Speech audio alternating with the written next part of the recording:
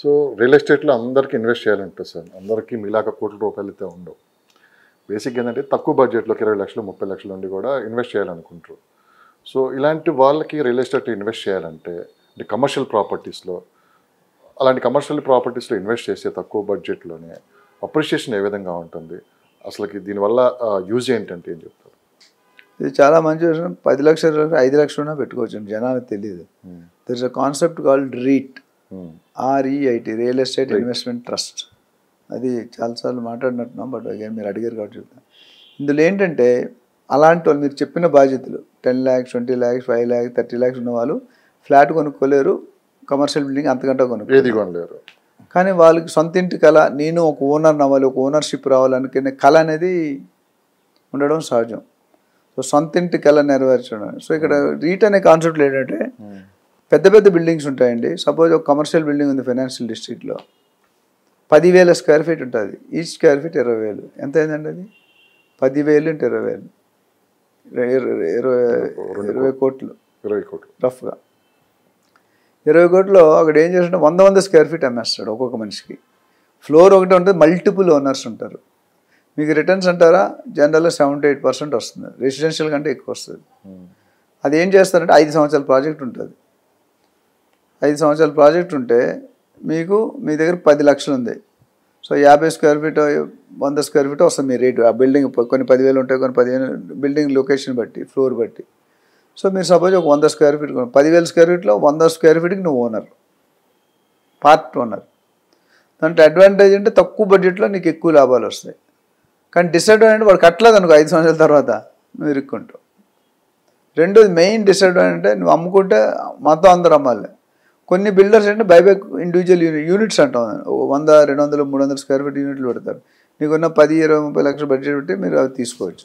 So మీరు ఇండివిజువల్గా మీ owner తెచ్చుకొని అమ్ముకోవచ్చు. కొంతమంది ఓనర్స్ పబ్లిక్లో పార్టీషన్ అంటే పార్ట్నర్షిప్ ఒప్పుకోరు, కొంతమంది ఒప్పుకుంటారు. 10,000 square feet ఒకటి కొనే స్థాయిలో ఇప్పుడు ఉన్న పరిస్థితుల్లో పబ్లిక్ ఎవరు లేరు, ఎక్సెప్ట్ కార్పొరేట్స్ తప్ప.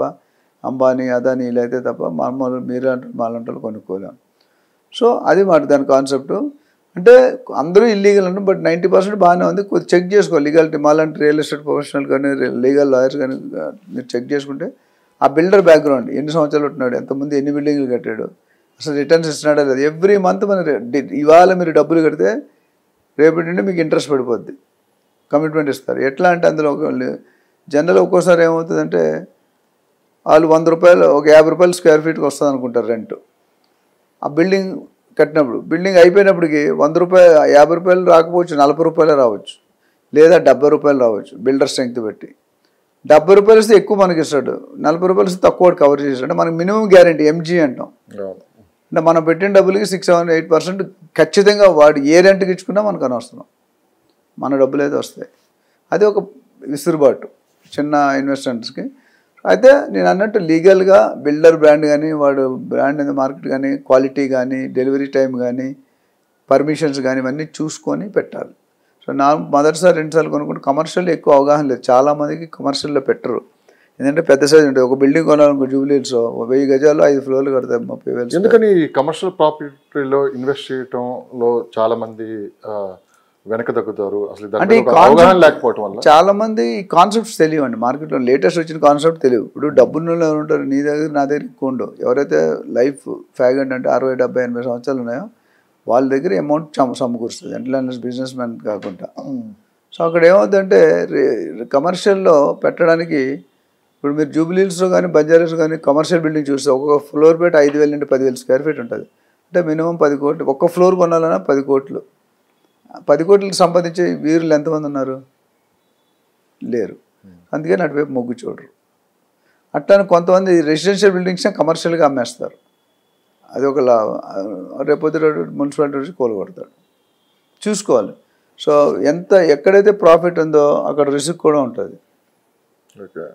సో ఇదేంటంటే ఇది మంచి concept, but proper due checking చేసుకొని మాలాంటి ప్రొఫెషనల్ ఏజెంట్ దగ్గరకు వస్తే ఇక్కడ కొన్ని బిల్డర్స్ గ్యాప్ అయిపోతారు. 5 సంవత్సరాలు ఎవడు ఉండడు, వాడు ఎక్కడికి వెళ్ళిపోతాడో మీకు తెలియదు. బోర్డు తిప్పేస్తాడు, ఆఫీస్ ముస్తాడు, లేదా ఆఫీస్కి వెళ్తే గుండెలతో కొట్టిస్తారు. స్టాండర్డ్ బిల్డర్స్ ఎవరు ఇది చేయరండి. ఎవరైతే ఆ ఇంటెన్షన్